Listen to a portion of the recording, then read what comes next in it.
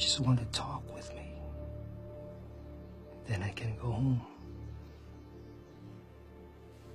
I promise you, Cam. I will come home to you. I promise you.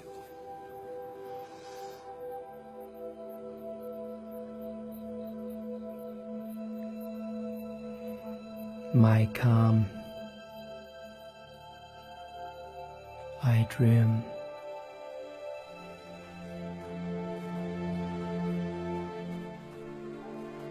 Sometimes at night, I dream that we are still fighting the war, and that my friends are still alive. I dream that the Americans hadn't left,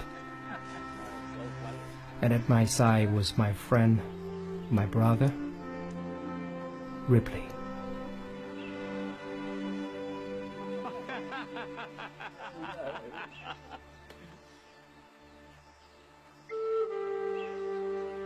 What do you think about the great American general?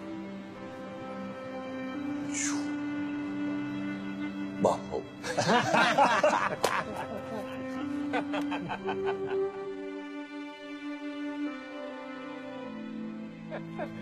What is the one thing you said that you would never do while you were in Vietnam? This is rad, isn't it?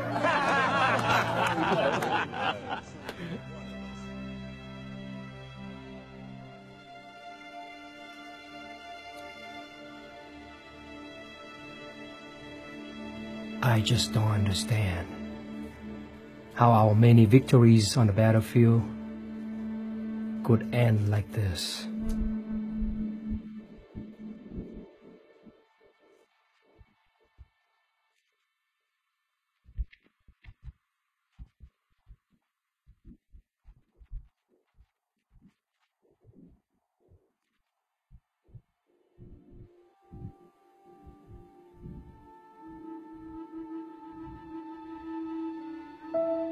Vietnam was a country of such great promise. For many years, the Western world would call it the Pearl of the Orient, for its beauty and for its people. The Vietnamese were not the only ones who knew of the treasures of their land. For 1,000 years, they fought the Chinese. Then the Mongols came, then the French, and then the Japanese.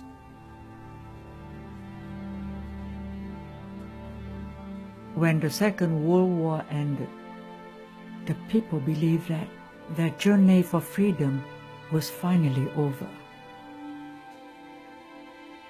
But no, their greatest suffering was yet to come.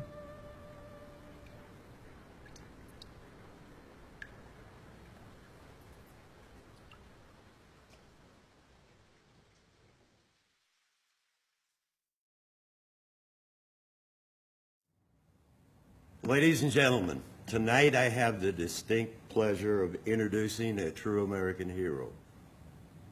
Major John Ripley served 2 tours in Vietnam and earned the Navy Cross. To you I present Major John Ripley.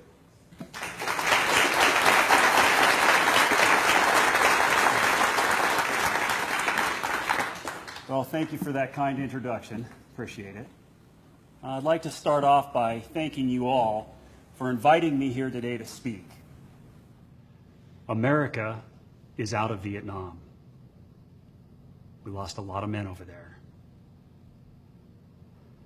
Is it worth supporting the Vietnamese in their fight against communism? Let me tell you, it is. I want to tell you about my personal Vietnamese friend that I fought with, Major Le Ba Binh. This is the bravest man I ever fought with. He's been fighting the communists for 12 years straight, and he's still fighting. Are they worth it? Let me tell you, they are worth it.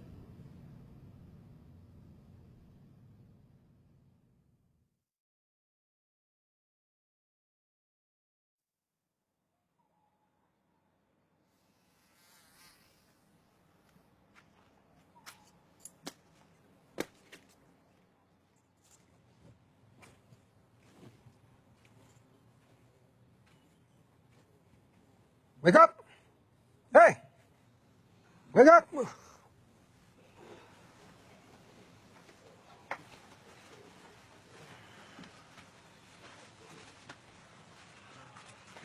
Get up. It's time to get up, friend. Let's go.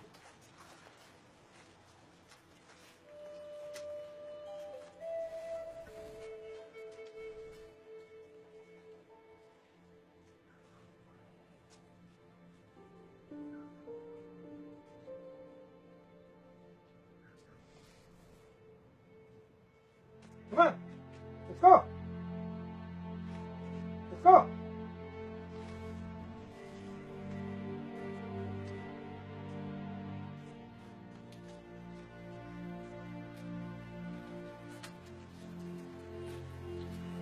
You got lucky, Abin.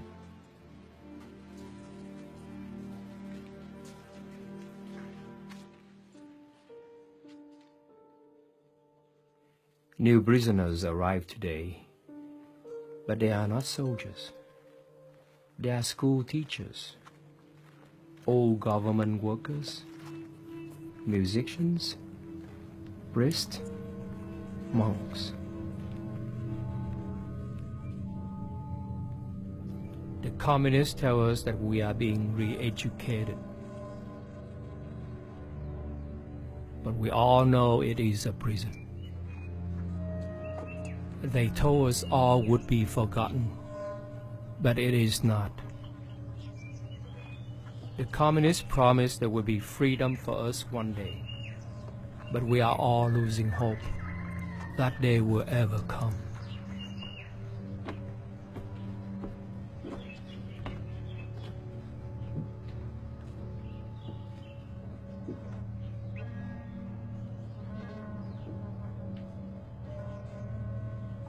The communists try very hard to act civilized, but they are far from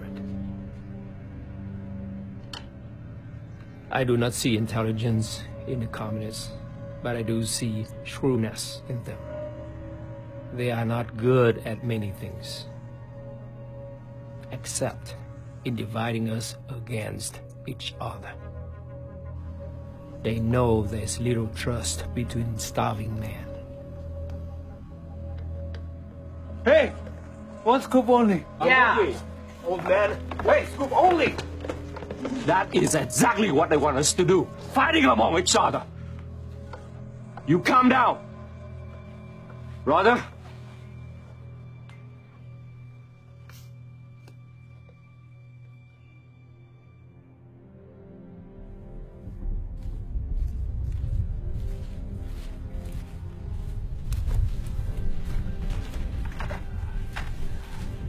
The NVA will be coming down right through here. They're going to be looking to take the bridge at Dong Ha. Let's put 1st Rifle Company on the east side of the bridge. Let's put 2nd Company on the west side of the river. What are your thoughts on where to put 3rd Company? Here we go again. What? I'm sorry, Ripley. I just say here we go again. We always have to wait for the communists to attack. Then we can fight. Let us invade the north and free our people. Let us chase the communist leaders. Then we'll go back home to China, to Russia. The war will be ended in a couple weeks. It's simple. Just let us fight. Major, I agree.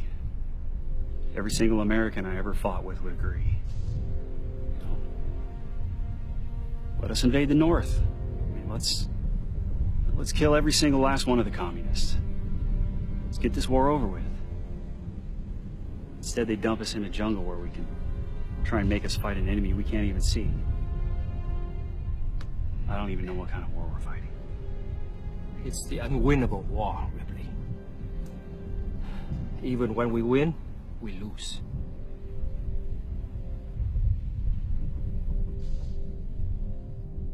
Fighting a defensive war for the South Vietnamese was incredibly demoralizing because many of them wanted to take the war to the north to free what they saw as their enslaved cousins who still remained in the north. For the Americans, fighting a defensive war kept them from pursuing the enemy into their sanctuaries in Laos, in North Vietnam, and in Cambodia. In World War II, our fighting men had clear-cut goals. It was on to Berlin, get Hitler. On to Tokyo, get Tojo. In Vietnam, we had no clear-cut goals. It wasn't on to Hanoi to get Ho Chi Minh. When a man arrived in Vietnam, his main concern was survival. There was no definition of victory, no clear-cut goals for ending the war in a favorable way.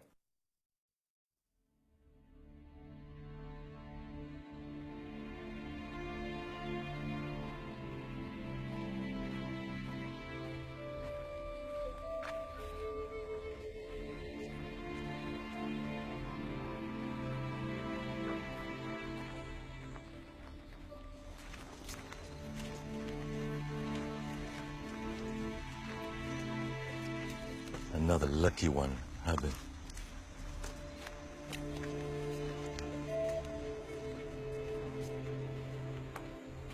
My father had such wonderful dreams for the future of Vietnam.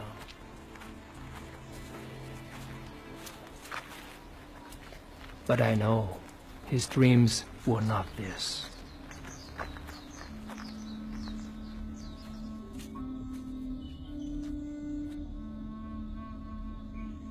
They say we are here for the crimes that we have committed, but none of us know what these crimes are.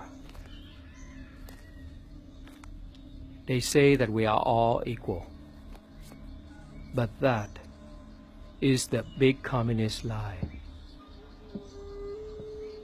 Our fellow prisoners are taken away, but we do not know where they go. They tell us that they are freed, but we do not believe them.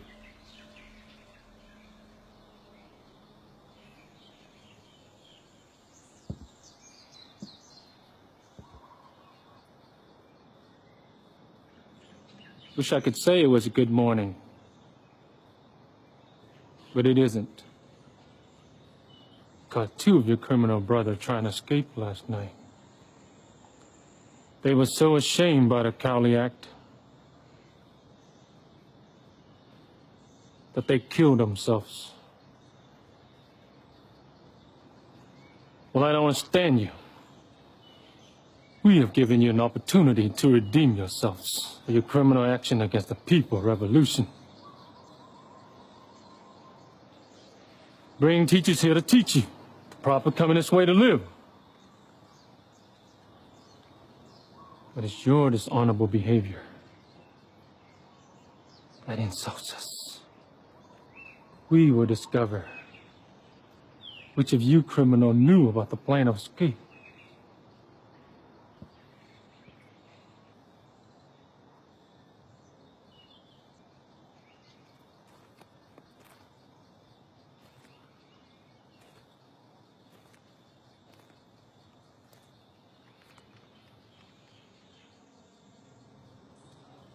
Does anyone want to tell me about the escape last night?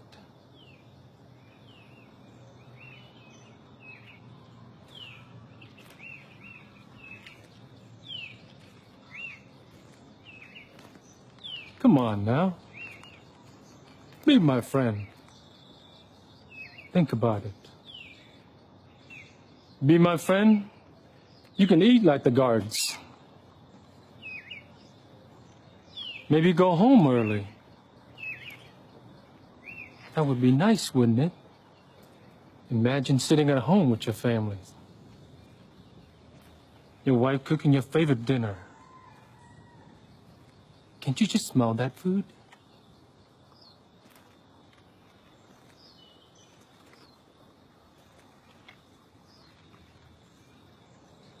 I can smell it. It's good. Close your eyes and imagine. Your daughter is next to you. What would you say to her? Pretend I'm your daughter. What would you say? Nothing?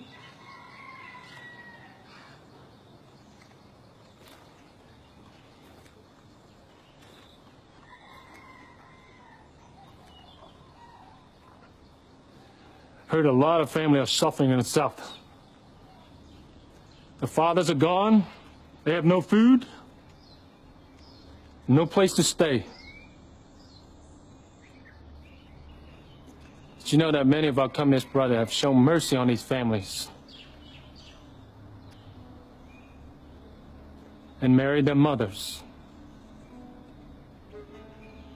Doesn't anybody want to go home early?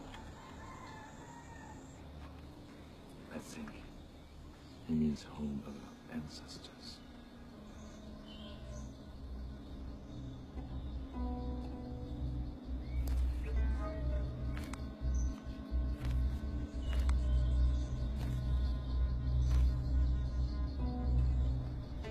Crazy one. I don't like you.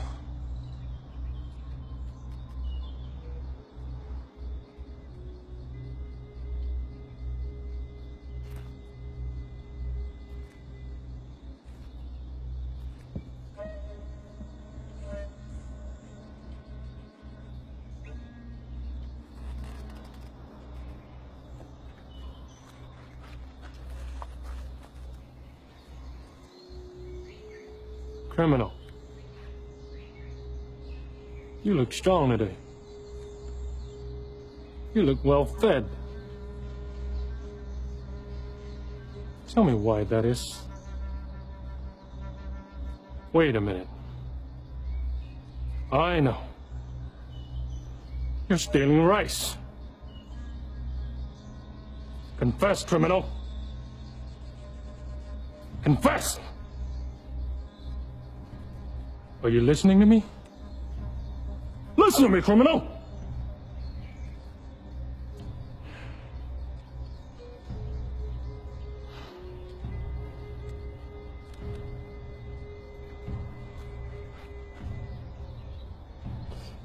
Look at me. I'm not gonna tell you again, criminal.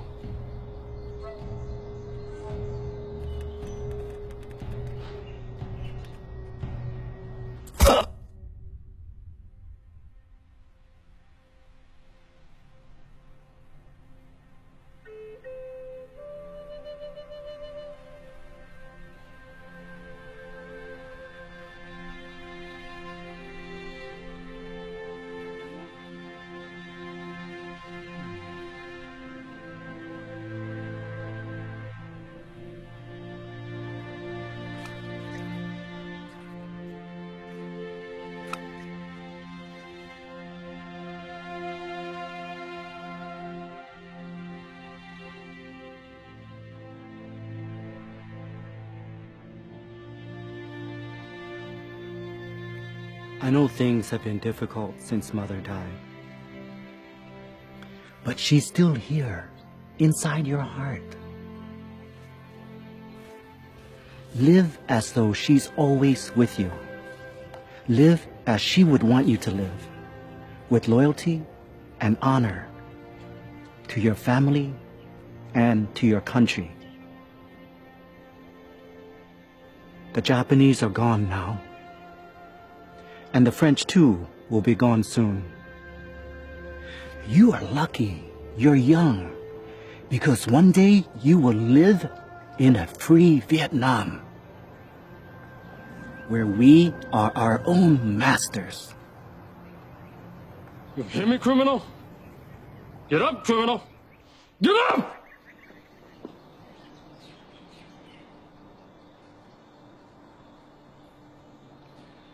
We give you everything. Everything!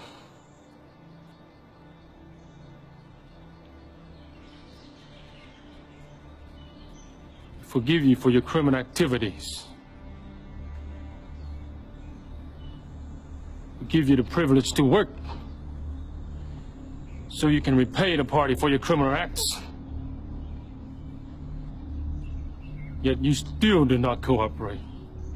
Incredible! Still show no gratitude!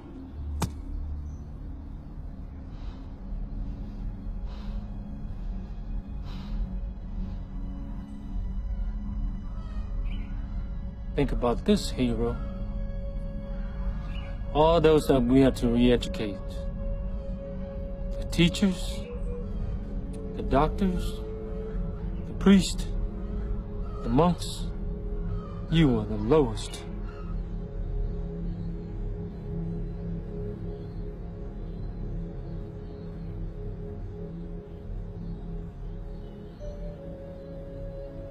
Go to work.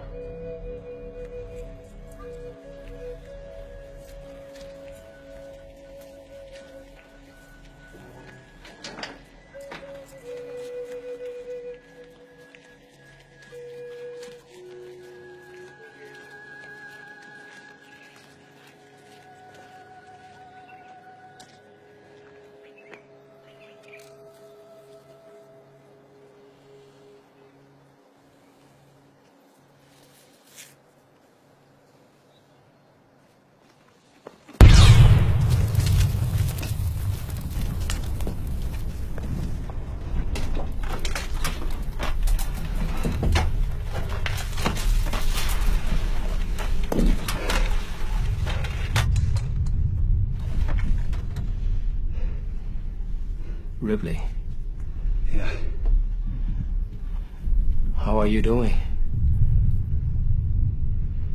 Doing okay, Major. I'm doing okay. There are probably about 20,000 communists over the river. They will attack us soon. There are 700 of us, Ripley. They have artilleries, we have none. I know. But if we can hold the bridge, we can defend Dong Ha. For how long? There are no more American troops, no more reinforcements. Nobody's coming. I understand. We have to stop them here, Ripley. If we can't stop them, our dying means nothing. Once they pass us, they go right into Saigon. You know I know this. Is there something you want to tell me? And just tell me. We need air support. We need it now. You know we will hold a position until the very last man. But we are tremendously outgunned, outmanned. When are the U.S. bombers coming? They're not coming. We need to hold the bridge ourselves. I understand. I will tell my man. Captain Ripley, we will hold the bridge.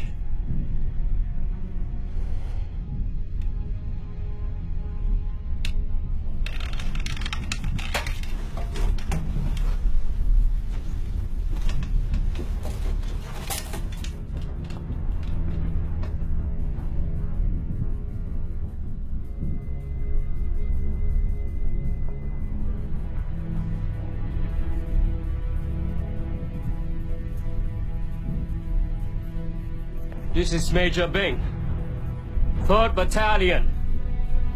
It has rumor that Dong Ha has fallen. There are Marines in Dong Ha. My order is to hold Dong Ha. We will fight in Dong Ha, and we will die in Dong Ha. As long as there's a Marine raw bread in Dong Ha. Dong Ha will belong to us. It's late March, March 30th, 1972.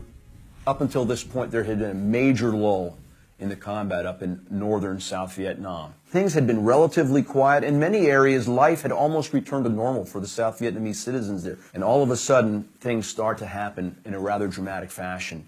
And up near the demilitarized zone, and of course out east, out of Laos, comes this major communist invasion that materializes into tens of thousands, maybe upwards of 100,000 North Vietnamese troops, hundreds of tanks, regiments of artillery, and the very finest and most up-to-date Soviet anti-aircraft artillery, all coming down. Lieutenant Colonel Jerry Turley was the senior American advisor in the area at the time. They're coming at us with masses of regiments, divisions. 4 divisions are coming at us, and we're 1 division here. They come in at 12 o'clock, the artillery begins, and for the next 4 days, in the bunker that I was to be in, there was never a time when 1 or 2 minutes there weren't interruptions of artillery coming in on us. What's important to know is, appreciate is, that those North Vietnamese forces on the north also had their Russian advisors with them. We were aware of them, and they were certainly aware that we Americans were with the South Vietnamese on the backside. One of the integral parts of the North Vietnamese attack, that they begin to shell the cities, the villages, Dang Ha, the other little villages there, who were absolutely no military value whatsoever. The bridge was important, the city wasn't. But in attacking the cities, they drove the people out onto the highways. Thousands of people were pushed onto the roads. And the North Vietnamese guns had those roads zeroed in, and they would simply lob 5 or 6 rounds into the road. They would just blow them apart. Like water, it would just come back in, the people who survived. And the shelling of the people was probably the hardest thing to take, whether it was kids or cows or buffaloes or old people in wagons. There was no excuse for it.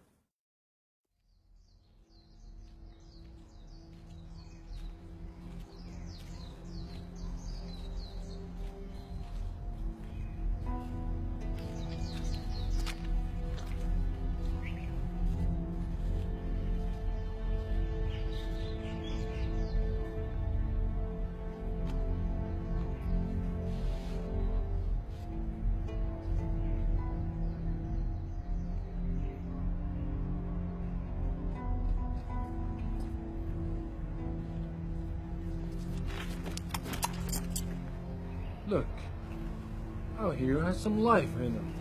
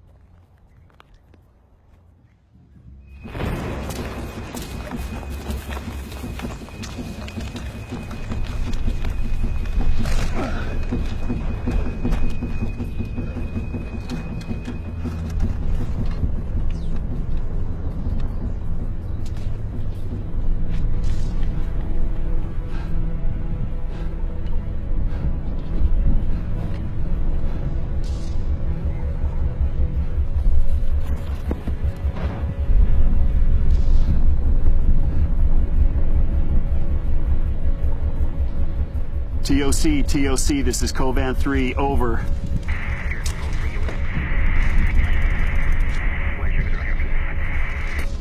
TOC, I have tanks on the north side of the Dong Ha Bridge. I say again, I have tanks on the north side of the Dong Ha Bridge. Over. T-54s and PT-76s. Over.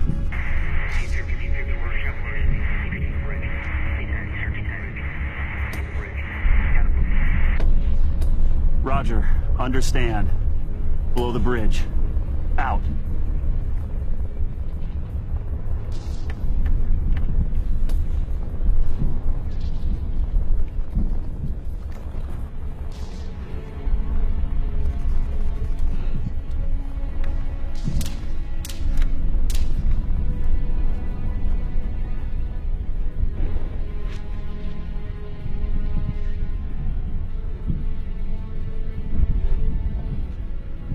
I always wanted to blow up a bridge.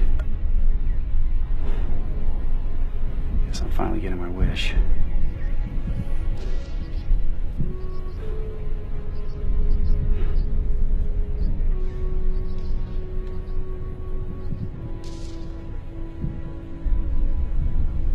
Major, I'm going to need some explosives.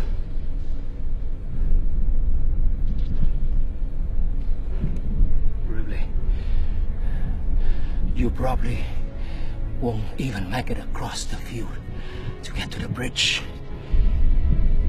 And if you do make it, every one of their snipers will be on you. Their tanks will be on you. Ripley, it's a suicidal mission.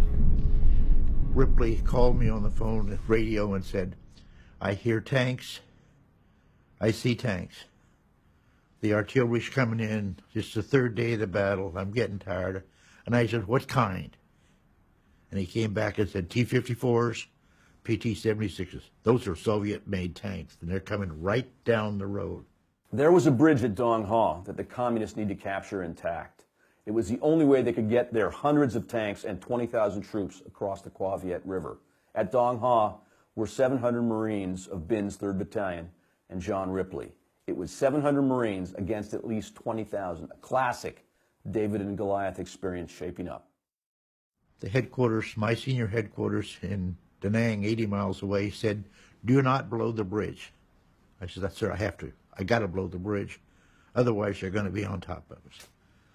And just getting to the bridge for Ripley and Bin was only the beginning of an awesome task. For Ripley, for 3 hours, is under the bridge. There was 100 reasons why he could have called me on the radio and said, I can't do this. He didn't. The process of Ripley in placing his explosives is he has to take a box, 12 boxes of explosives out and place them in between these I-beams. And each time he goes out, he's holding onto these I-beams, these big steel I-beams, and he's praying his way out saying, Jesus, Mary, get me there. Jesus, Mary, get me there. All the while, he is under sniper fire and occasionally tank fire. A tank would fire around into one of these I-beam stringers. And while it didn't hit him, it would certainly rock his world with sound and clear his ears. Each time out and back requires incredible physical strength that the average human being in his or her best time probably couldn't do. Ripley does it and continues to do it until he gets the last box of explosives where he wants them and finally blows the bridge. He is utterly spent. And once it finally did go up, as I said, the whole battle changed. Bin troops are now probably down to, probably lost 200 men already out of his 800. And he's going to lose almost all the rest of them. So he lost 80% of his battalion, depending, if you will, holding the bridge for Ripley to blow it. I'd like to start off by thanking you all for inviting me here today to speak.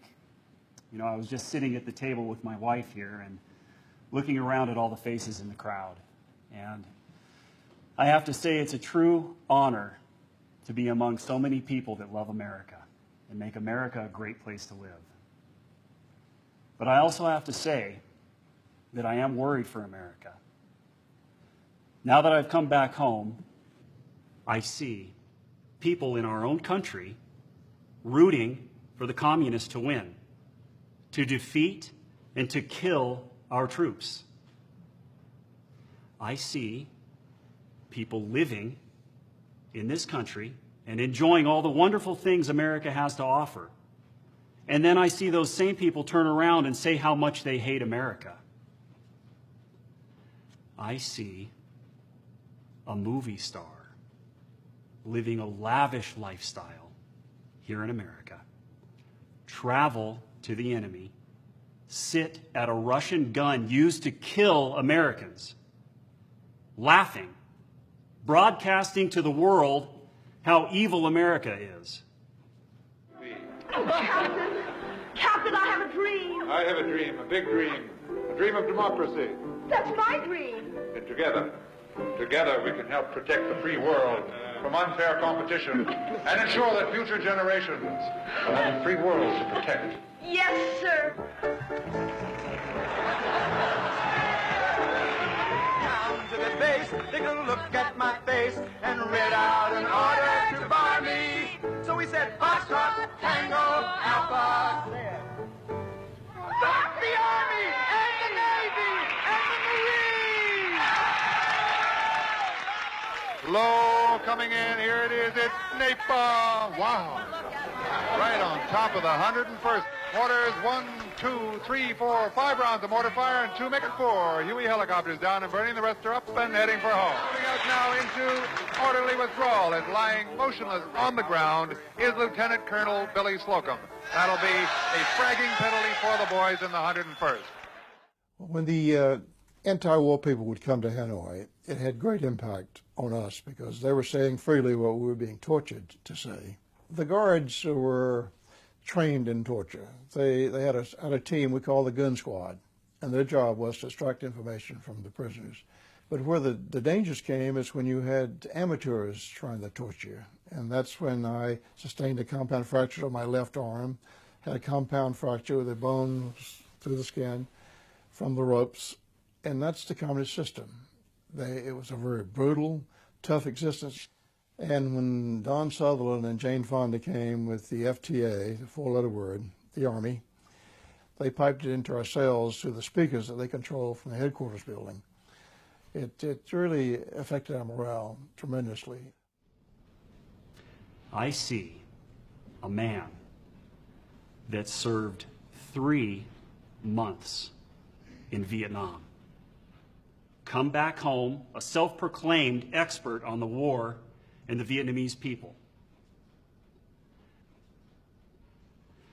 I see that same man testify before Congress that it is the American military policy to rape, torture, and murder Vietnamese civilians.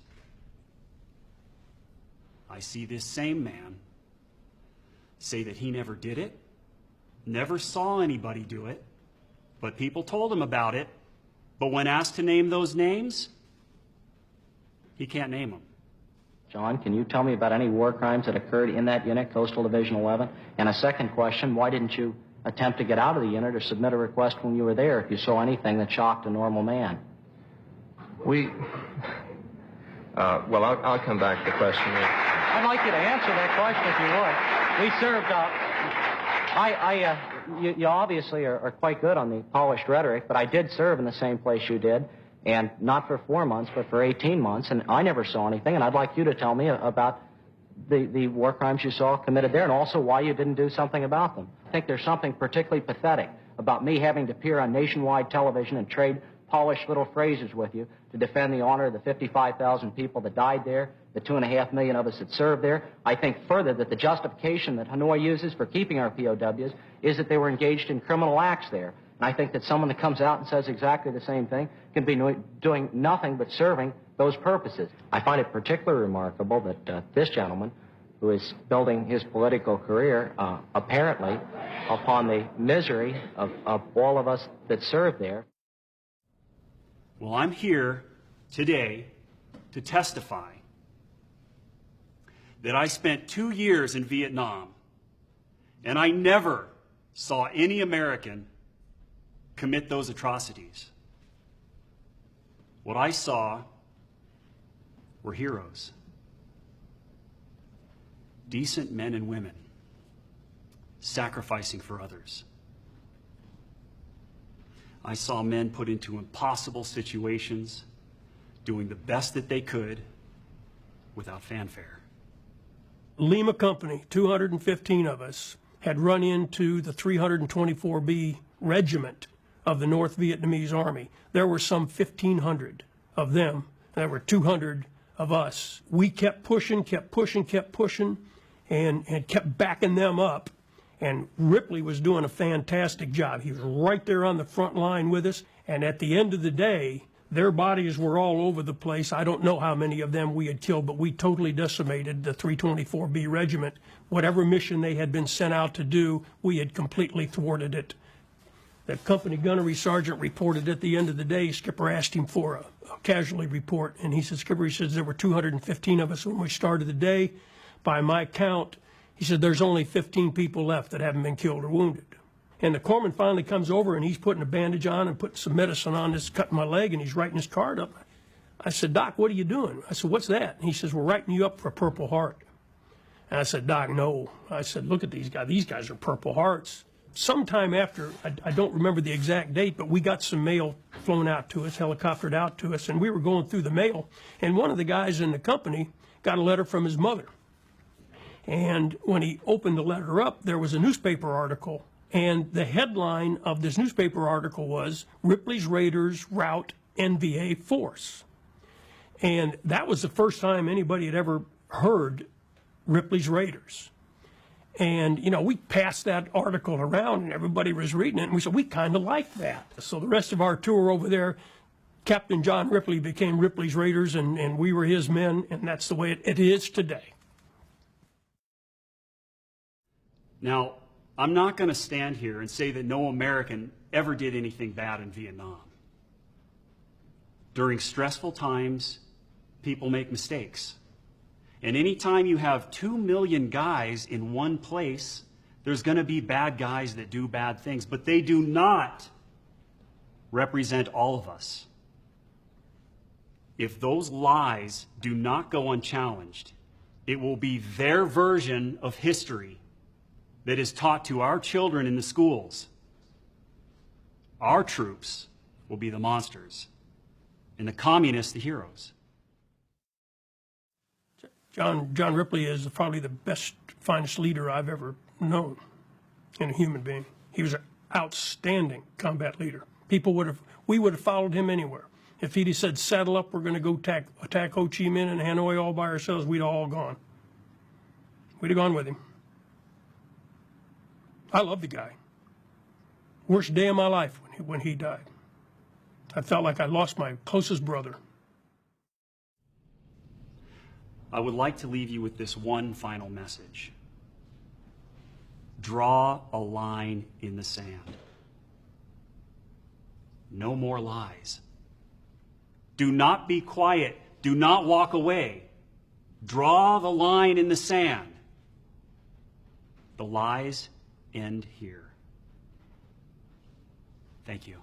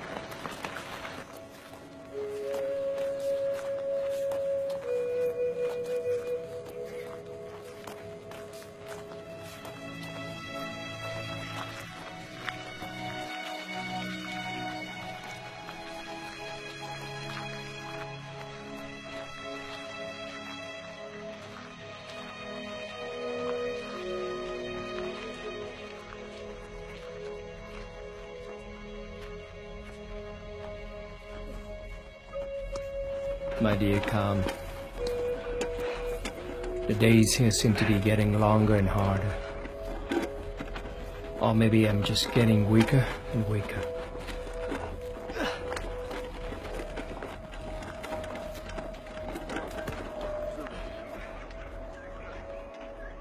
Is this the communist paradise they told us about?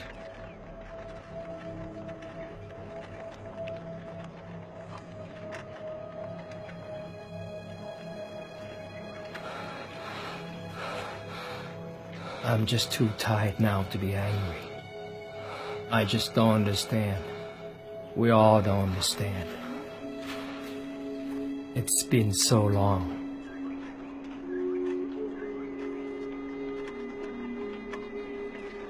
Is the world watching us? Where's the Red Cross? Where's the American press? Are we forgotten?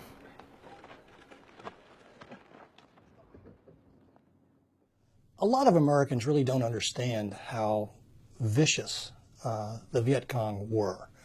And I saw this dramatically in early 1969. I was a rifle company commander in the 5th Marines, stationed in An Hoa Combat Base south of Da Nang. And we had one of those periodic truces, Tet Truce. The U.S. government said that we were going to try to convince the communists to come to the table and bargain and what have you, and we're going to have a truce. And because of that, the Marines had to pull in all the patrols inside the wire, and we were told to stay out of the villages and whatnot. Well, the Viet Cong took advantage of that. What was called an armed propaganda team came out of the mountains, went into a village adjacent to the combat base. Normally we would have Marines in that base providing security, but we had to pull them out. Communists knew that because of the truce. They moved in there at night.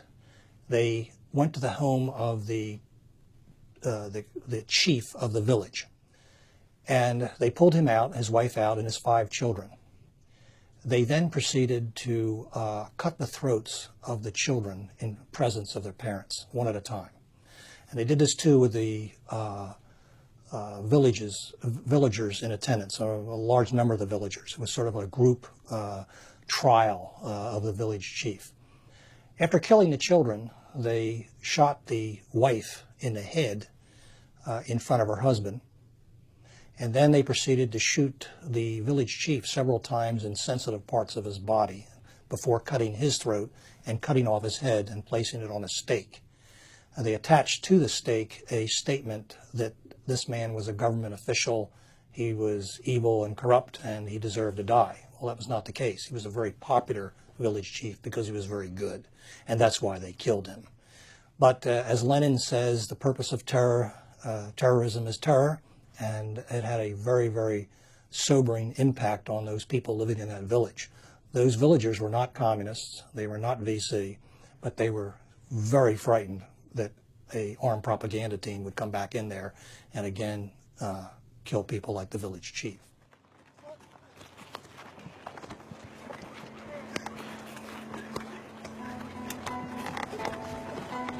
I have met a new friend here that I have become very close to.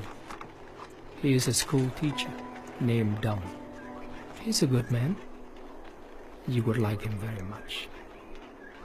Hoa is still by my side, but I fear for him.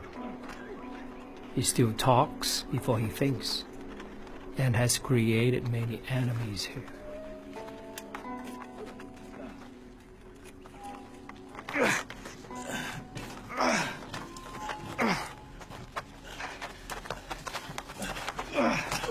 It's almost time, guys. Get closer to the jungle. Almost there.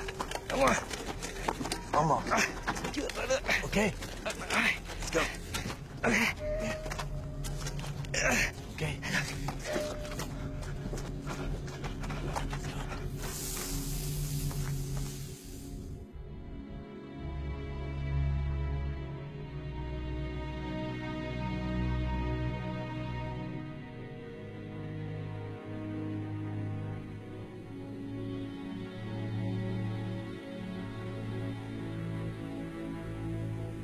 The jungles are the walls of our prison. But we think of escape every day.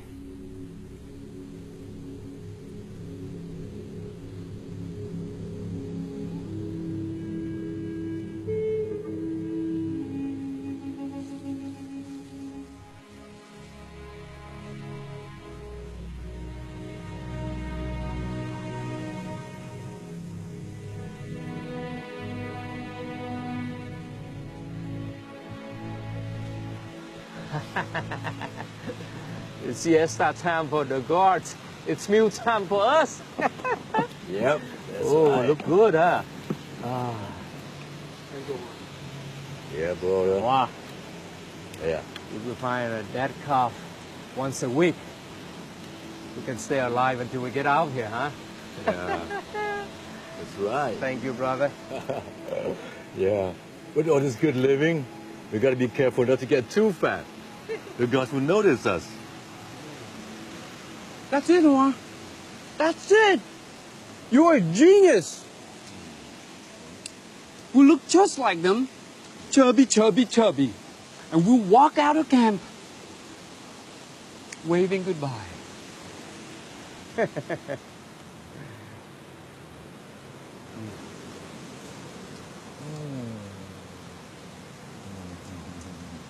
Yummy, yummy. Can't beat this, right? Mm. Good, isn't it? Protein.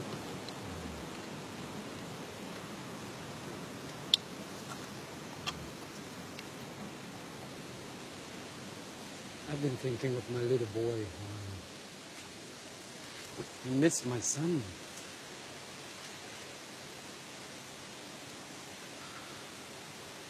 I miss my wife. I want to go home. And we'll get back on our horses, come back to this town, and burn this goddamn place down. Well, at least you got something to dream about. I haven't given my mother nothing to dream about.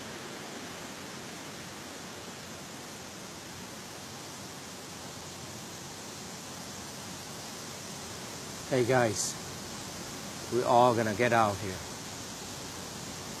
And you will have your time with your wife and your kids. Don't think too much. Keep your head straight.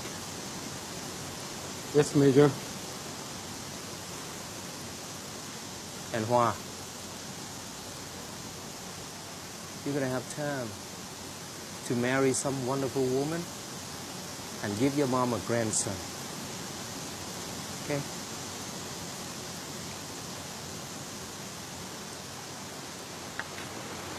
Hey, brothers, I'll be back. Yes, Major Ben. Right.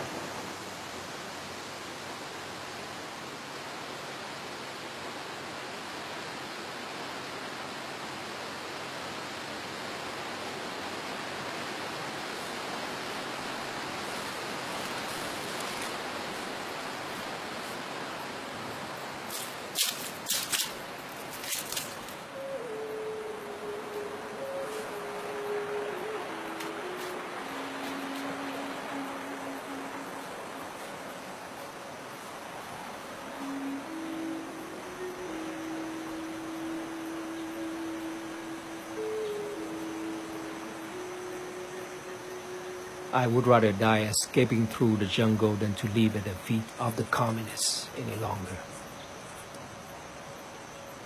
But I know if I should ever go, they will then come for you. Cam, I have been long praying for a miracle.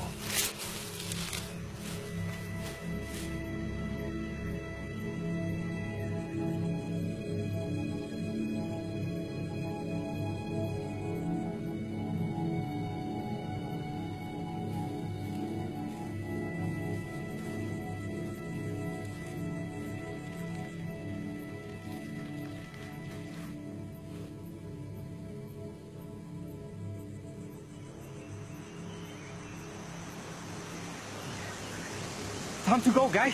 Oh. Brother. Hey, what took you so long? We gotta get back. Siesta over. I'm just glad we went that far. If it took that long. Let's go on. Come on, Hua. It's very unusual to be, it's hard to see how you can be opposed to the war and then participate in it. But as I say, my opposition to the war was not at that time a strongly moral opposition. It wasn't an opposition on grounds of what was happening in Vietnam. It was an opposition that was based on our broad spectrum of foreign policy. What did the South Vietnamese generally think of you when you were there as a soldier? I mean, any of them sympathetic? I think the majority hate us. I think the Vietnamese people hate us. And you can sense this. You can hear it. One of them, I turned to him and I said, what would be the best thing that we could do for you?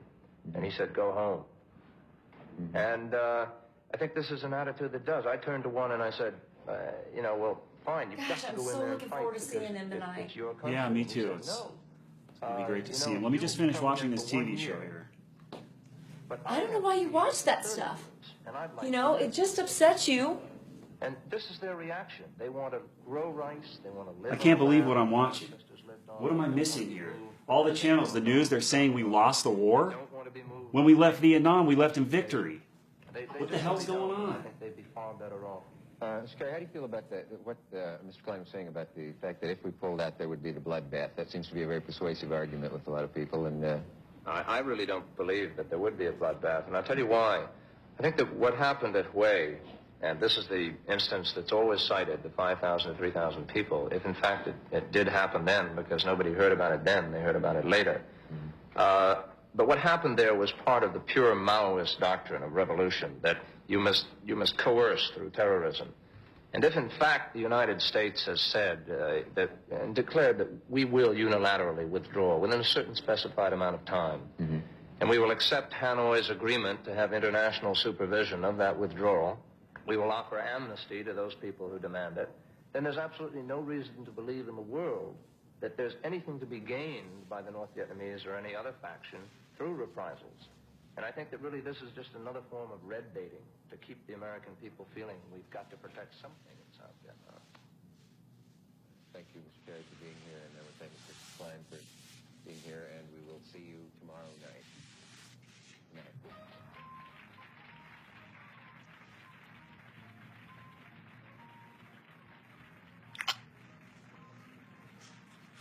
How about this? You turn all that passion into making your wife happy.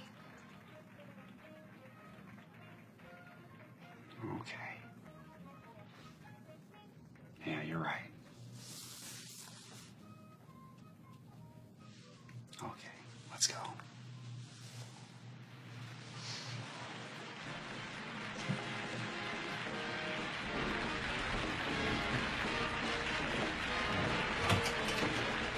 You've been stressing more and more the sort of the prisoners of war left in Vietnam. What's happening is that a lot of terribly concerned and well-intentioned people in America are putting a great deal of energy and time and money into a letter-writing campaign to Hanoi. And without knowing it, and they're doing a disservice to the prisoners of war. For one thing, the post offices in Hanoi are being flooded with all this mail, with all these letters, all these petitions. Well, one of the things that that we're being told is that the Vietnamese are not releasing all the names of the prisoners of war. The other very tragic myth is that the prisoners are being tortured, that they're being given barbaric, inhumane treatment. Now, overwhelming evidence is that this isn't true. There are films that have been seen. People have, members of the people who have been in the North, have seen the prisons, have talked to prisoners, have brought the 9 prisoners that have been released out. 2 years later, several of these men are being allowed to travel around the country, allowed by the Pentagon to travel around the country, telling horror stories about torture tactics, and it's crucial for the American people to know that they're not true. The treatment that is being given the American prisoners of war is more humane than the treatment of any prisoners of war in the last century in Asia. What we must all do, you know, we who care, is stop writing letters to Hanoi and carrying on this kind of campaign. The moment I walked into my first cell, what I saw in a 7 by 9 foot cell was a concrete slab. On one end were leg irons, with another leg iron to go over the ankles, which would be padlocked in the evening. At the head were manacles. A month later, they called me back up to make a tape, and I said, I will not make tape. I refused to make a tape, which I'd refused up to that point. And they said, but we can force you. I said, yes, but you will have to force me. I will not do it on my own accord. 2 weeks into my torture, I reached a point that I had nothing else left to give. I had lost about 50 pounds of weight, half rations, no use of my hands. They'd been from rope torture. My feet, for 7 days, 7 nights without sleep, kneading on pitted concrete, arms over my head, beaten daily with a fan belt about 50 times, on one occasion more than 200 times, to raw buttocks with a rubber strap, and that's how I developed the 39 open wounds on my body. And there came a time, the only thing I left was the will that says, hang on. And I said, God, it's all yours to do whatever you want. I have nothing more else to give. And the lesson I learned is this: courage is not the absence of fear. Courage is simply the presence of faith.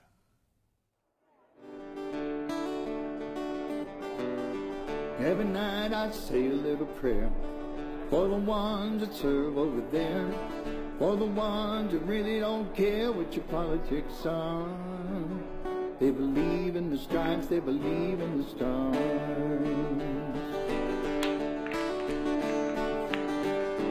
Dan and Mike are from New York, a bunch of Vietnam. Well, overseas with the best friends. Good to see you. Life goes on, the boy hasn't stopped. Danny is a fireman and Michael is a cop. No matter where they go, no matter where they are. It's been like this yesterday. Forgetting how old you are. You look like you could jump right back into action. John, are you still waiting for that homecoming parade? No. I don't want any parade. What I want is for us not to abandon our ally. You hear what Congress is doing? Cutting South Vietnam's military. I mean, what good is the equipment without the fuel and the ammo? And they're also cutting the humanitarian aid. Why would they do that? Why would they cut the aid to the kids? No, you don't. That question is easy to answer. Congress wants South Vietnam to lose. It's all bullshit. It's like the anti-war protesters. If they were really anti-war, why don't they ask China and Russia to get out of Vietnam too? Why don't they ask the communists in North Vietnam to stop invading South Vietnam? This is not the America we had in World War II, John. We had a reporter from the Washington Post with us, a highly respected reporter named Peter Braystrap.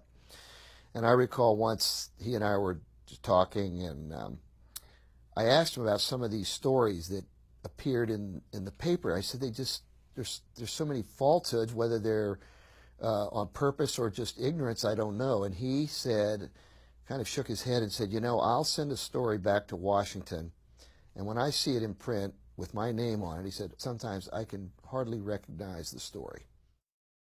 Good evening. Tonight, the Advocates again looks at the subject of war in Indochina, and each side is armed by its superpower allies. South Vietnam by the United States, North Vietnam by Russia and China. Specifically, our question is this: should we end all military aid to South Vietnam? The communists failed to conquer South Vietnam by force of arms, but they can still snatch victory from the jaws of defeat if they can persuade the United States to abandon all military aid to the South Vietnamese people. Mr. Goodman, we've talked about ending the bloodshed. Would cutting military aid really end the bloodshed, in your opinion? Yes, I think it would. It would substantially reduce it.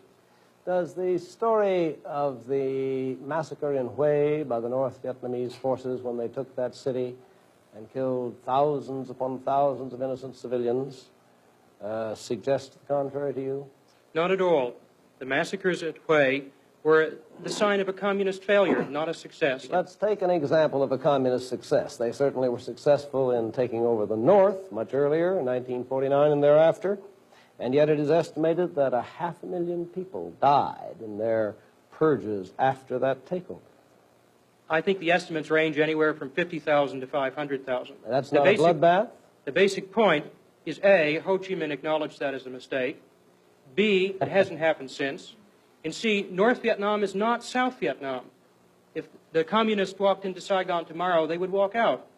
How much bloodshed would there have been last year if the North Vietnamese armed forces had withdrawn from South Vietnam?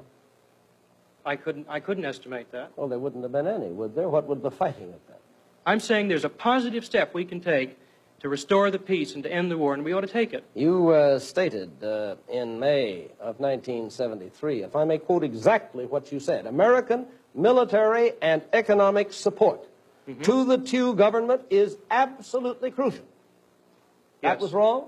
Yes, and I admit Why was it wrong? Because the fundamental problem that Thieu faces today is political and economic. Was it then? No, I wasn't sure what it was then. You weren't sure? Are you sure now? Yes, I am. So now that you've changed your mind, you're right. No more than any of us are right. Exactly. We're all right and wrong, so it doesn't matter. But in any case, you were wrong. That's right. In any case, you're perfectly prepared to assure the people of South Vietnam that they have no bloodshed or purge to fear if the communists take them over. Is that right? I am. I'm sure they're very happy to have your assurance, but will you forgive them if they keep on fighting anyway? Thank you. When the Paris Agreement was signed, the North Vietnamese troops were staying in South Vietnam, waiting for the day they would organize some other offensive. And so we have to make a choice. And the choice was to accept the Paris Agreement with the promise from the American administration that the American side would continue to aid South Vietnam.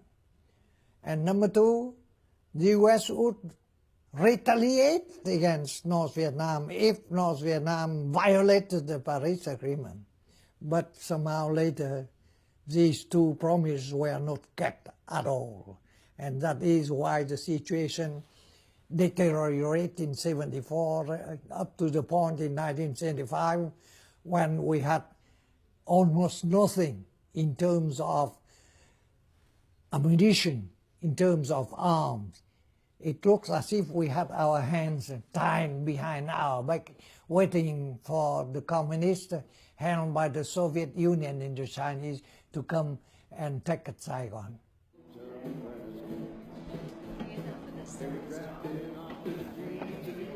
Alrighty.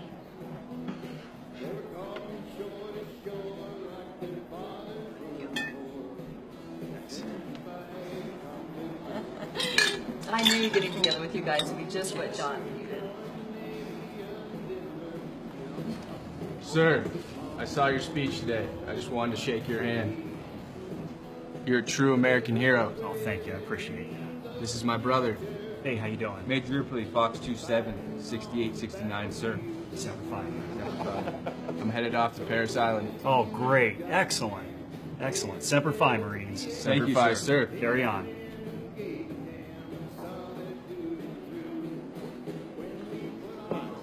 My heroes! Now, they talk all the time about fighting the communists and helping the Vietnamese. You know what they're really doing over there?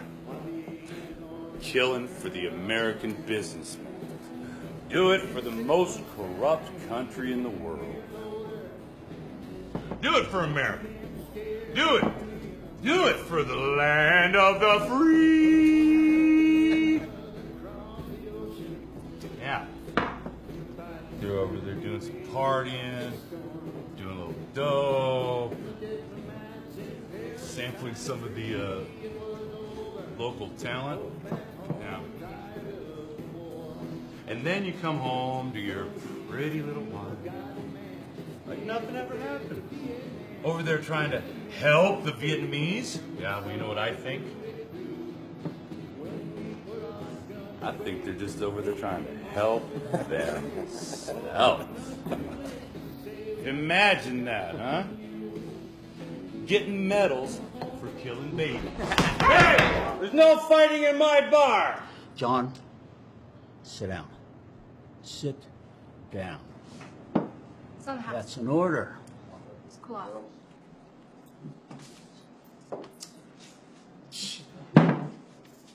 Why don't you go back and play in pool? Breaking my heart, man.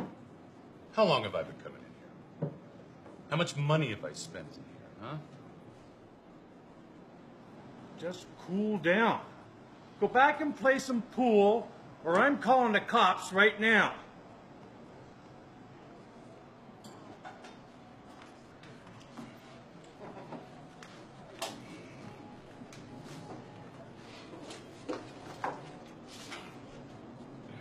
Semper Fi, GI. Carry on.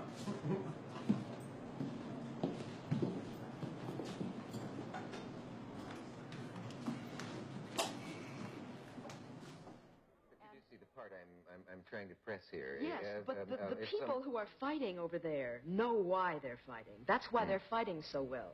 And if there They were a know. splinter group in this North Vietnam, which you are so fond of, certain viewers are saying themselves now, and they tried to put on a show against the war, from their point of view, what would happen to them in this wonderful people's democracy? Well, it would be inconceivable that they would put on a show against the war. No, the defeat that we have suffered is enormous. It's a Dien Bien Phu that's taken place. Why are they fighting that way? It's because they know it's a people's war. It's truly a war of the people, by the people, and for the people. You know?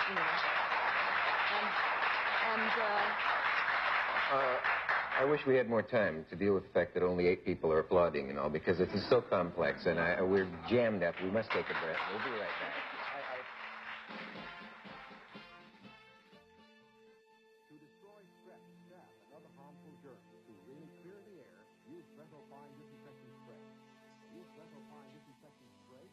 I love you, sweetheart.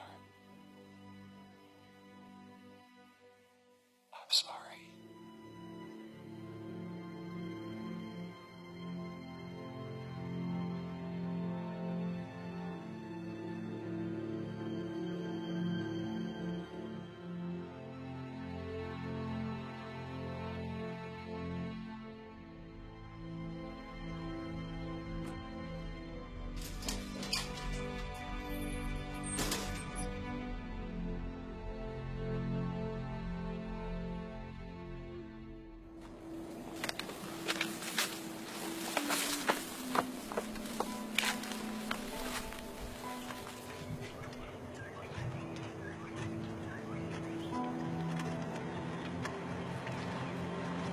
My dear Cam, I dream of you every day. But I'm afraid that I'm no longer the man you remember. I have been gone for a very long time. Some of us here say it's been 5 years, but no one really knows for sure. Time doesn't seem to exist anymore for us.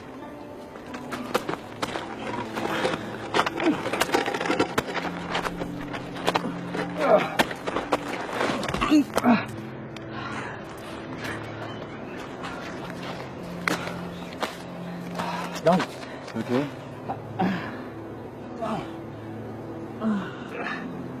Kevin.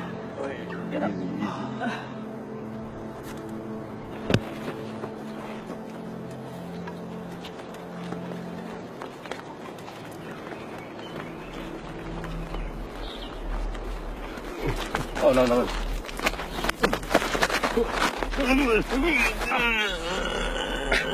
You listen to me. Look at me. Look at me. No. No. Why? No.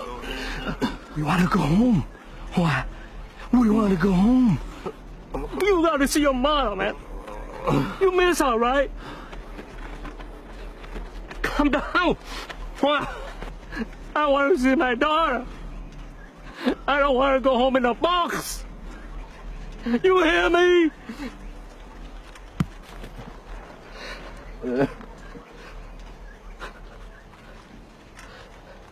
You gotta go home, man. You gotta go home.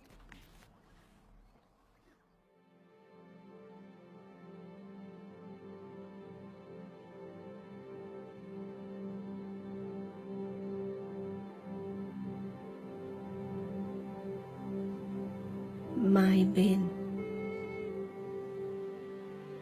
they all say you have died, but I don't believe them. I know you and you are too stubborn to ever die.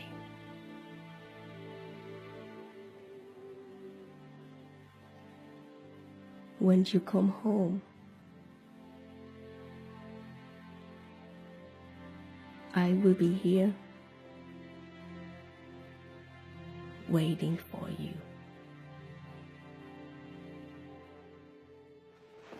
Cam, I wonder if you believe if I'm still alive.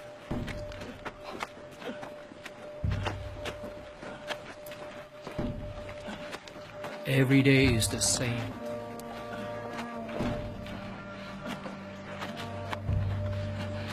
During the day, they work us like animals.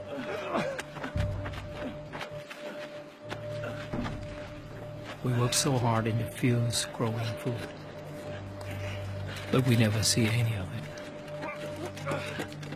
The communists always try to break us. Many have lost hope, but they will never break me.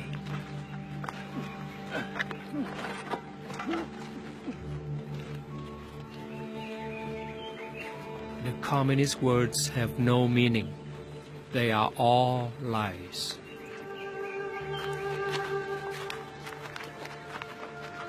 They preach many things, but act on nothing. They speak of a world that they know nothing about. At the end of the day, when we are weak, they try to brainwash us with their communist propaganda.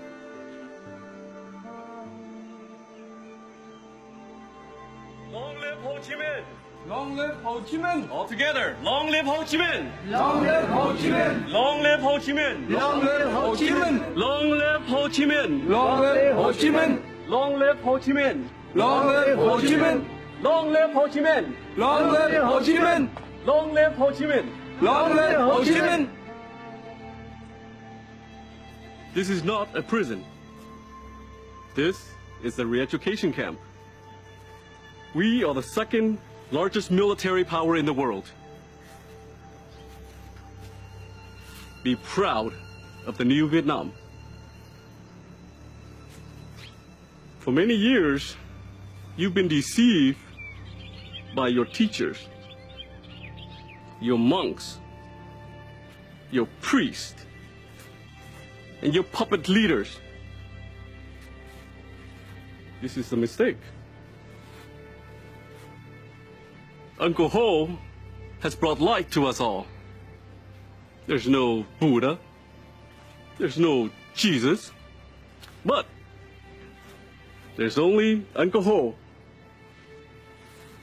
Long live Ho Chi Minh! Long live Ho Chi Minh! Long live Ho Chi Minh! Long live Ho Chi Minh! Sir.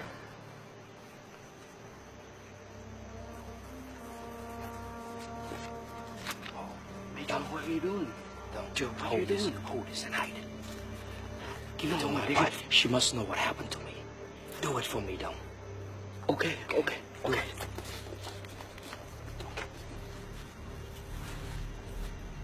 Time for you to come with me, hero. Hey, no! He has done nothing! Stop! That's okay. You can come too. No.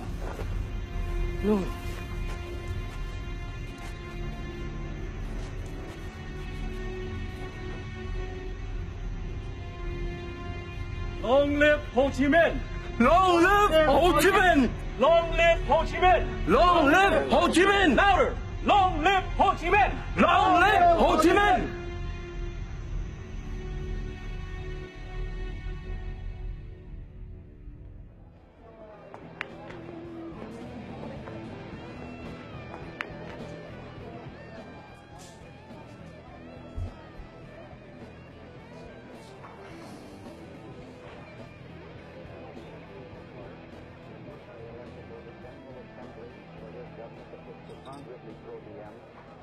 They re-elected him to his position.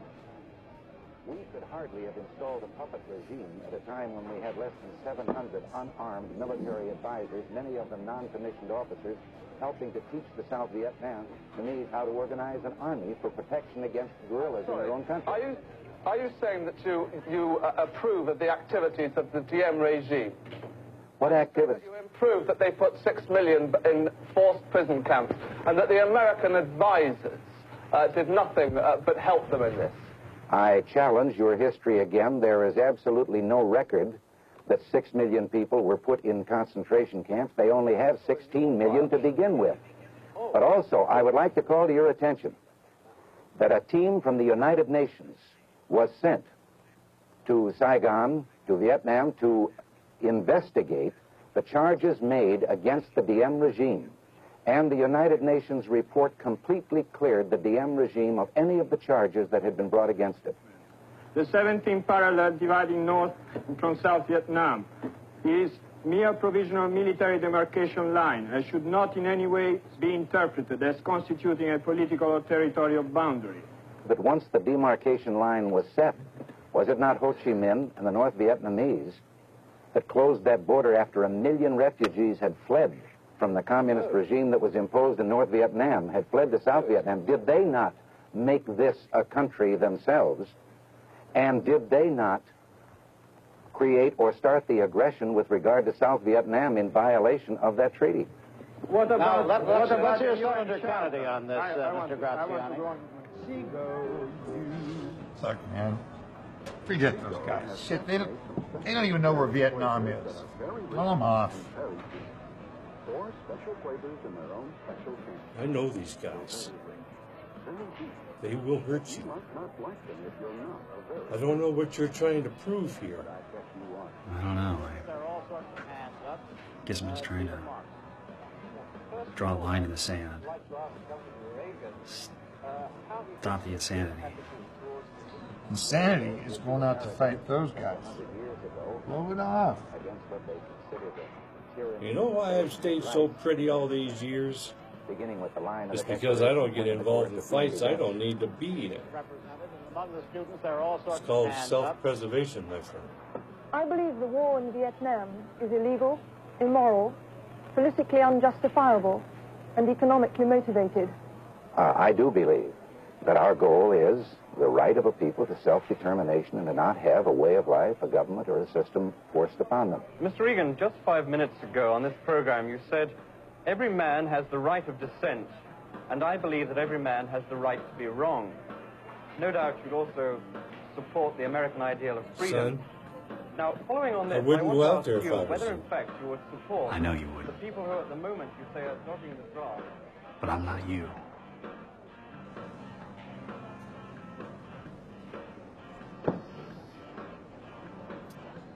Ain't right, you know, him going out there alone like that. Well, it's his fight, not ours. Still ain't right. What are you going to do? Hit him with your banjo? It's called a guitar, man. If we go out there, instead of one guy getting his ass kicked, there are going to be 3 guys getting their asses kicked. Shouldn't have to fight other people's battles. Who cares what they say about the war?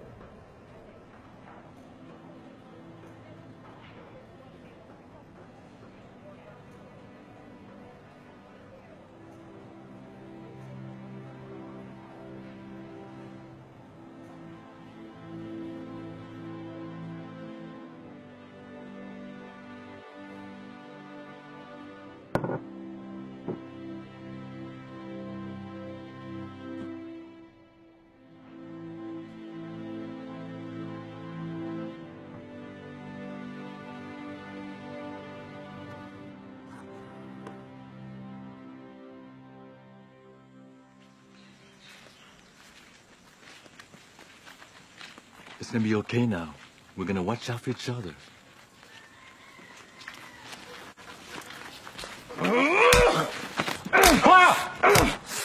Enough.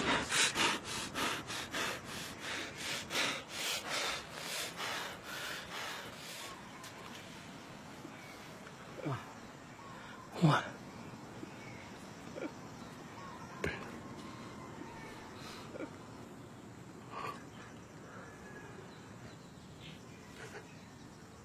my turn to be the lucky one.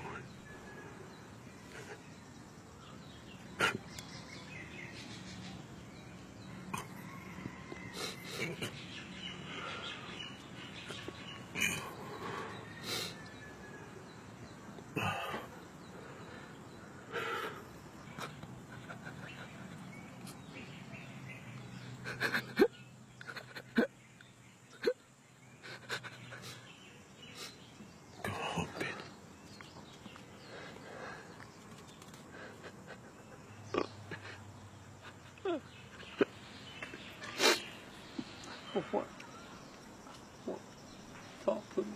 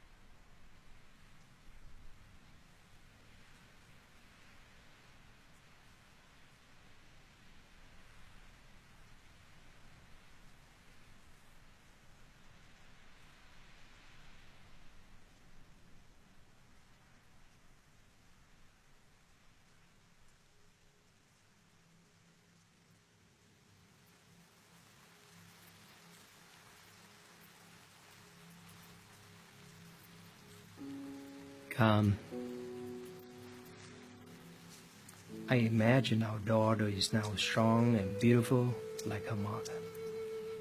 I dream of the day we are together again. If that day does not come, please do what you have to do so you and our daughter can survive. The only thing I want now is that I just wish that you will know what happened to me. I don't want to die like the others, forgotten and buried in a mass grave.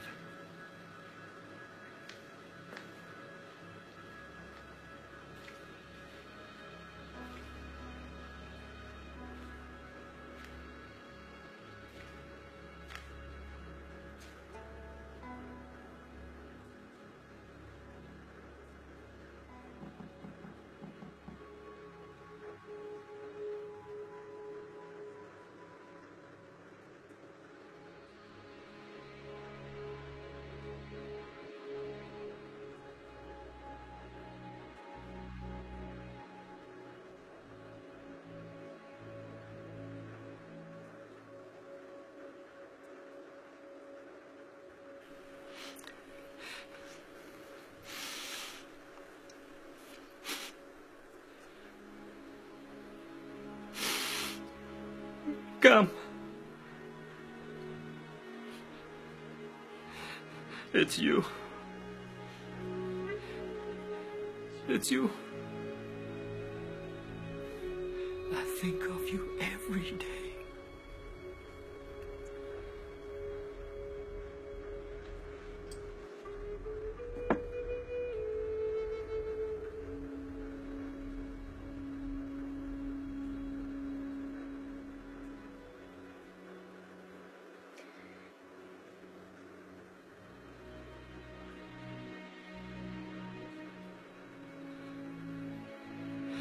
It's been so long, Cam. Every day, I think of you, Cam. I never give up. Never will give up. I will never give up. Okay, time's up.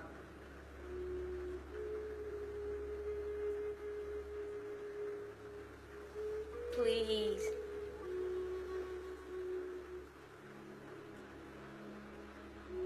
Please.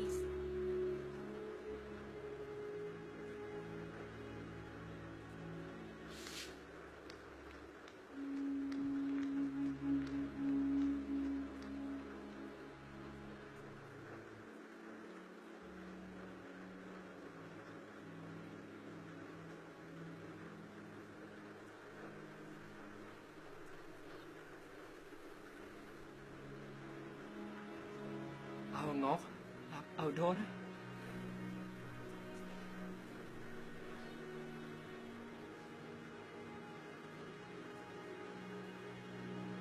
She's okay. She misses you every night. I promise you, I will come home to you. I promise you that no matter what, I will survive to be home with you and our baby. No matter what. Come. I love you. I love you. Let's go.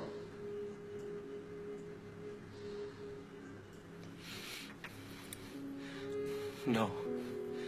I don't want to go. I don't want to go. Everything will be okay. I don't want to go. You go.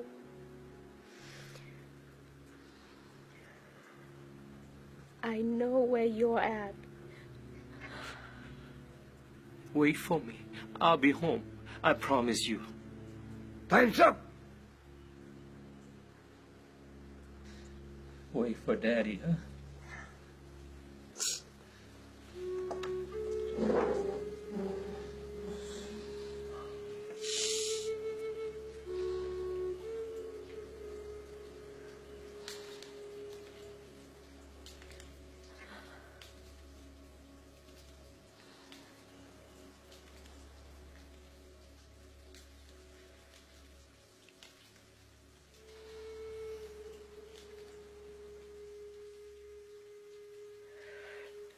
I love you.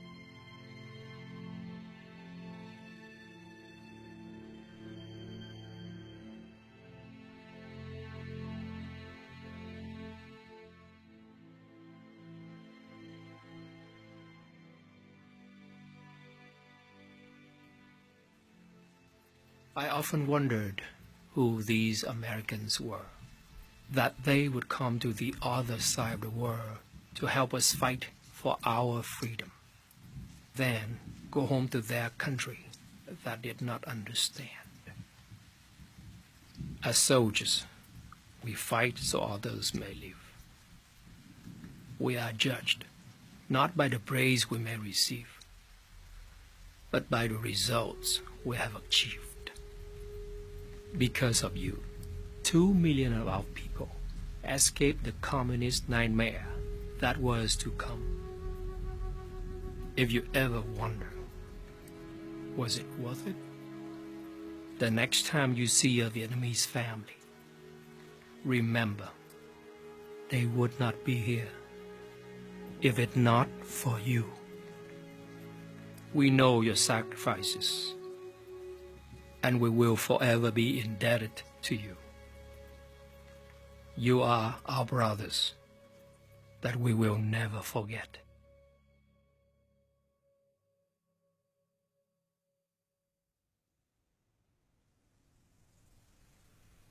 I have seen much in my life and have finally come to peace with it.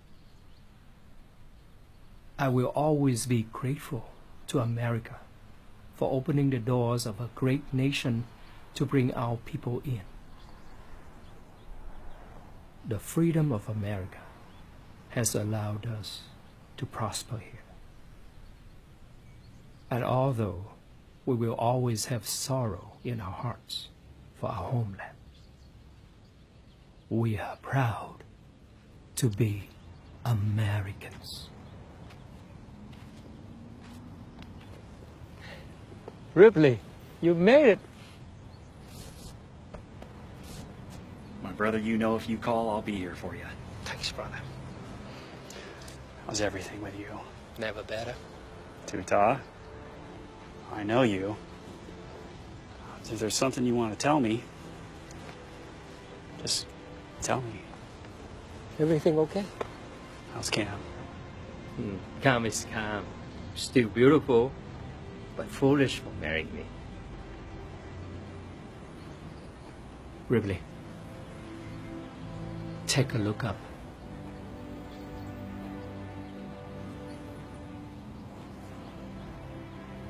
Our fight for freedom will be remembered.